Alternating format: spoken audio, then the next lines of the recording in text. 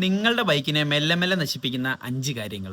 ഒന്നാമത്തെ കാരണം called driving. അതായത് വണ്ടി സ്റ്റാർട്ട് ചെയ്ത് പൂർണ്ണമായും ഹീറ്റ് ആവുന്നതിന് മുൻപേ തന്നെ ആക്സിലേറ്റർ കൊടുത്തു കഴിഞ്ഞാൽ എഞ്ചിൻ വെയർ കൂടി വരും. അത് എഞ്ചിന് കേടാണ്. രണ്ടാമത്തെ കാരണം എന്താണെന്ന് വെച്ചാൽ എപ്പോഴും ലോ ഫ്യൂലി വാഹനം ഓടിക്കുക. പെട്രോൾ ടാങ്കിനുള്ളിൽ ഘടിപ്പിച്ചിരിക്കുന്ന ഫ്യൂൽ പമ്പ് പ്രവർത്തിച്ചുകൊണ്ടിരിക്കുകയാണ്. അത് ഹീറ്റ് ആവുന്നതിനനുസരിച്ച് അത് ഡാമേജ് ആവും. ഫ്യൂൽ പമ്പിന് മേലെ പെട്രോൾ ഘടിപ്പിക്കുക. ഈ പെട്രോൾ അതിനെ കൂൾ ഡൗൺ ചെയ്യും.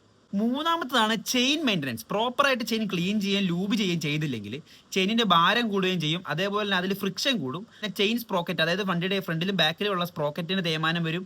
മാറ്റാതെ ഓടിക്കഴിഞ്ഞാൽ അതിന്റെ ആക്സിലിനും കംപ്ലൈന്റ് ആവും. അത് നിങ്ങൾക്കൊരു വലിയ തലവേദനയായി മാറും. അടുത്തതാണ് പൈസ സേവ് ചെയ്യാൻ വേണ്ടി മിക്ക ആൾക്കാരും കാണിക്കുന്നതാണ് എഞ്ചിൻ ഓയിൽ ചേഞ്ച് ചെയ്യാൻ ലേറ്റ് ആക്കുക.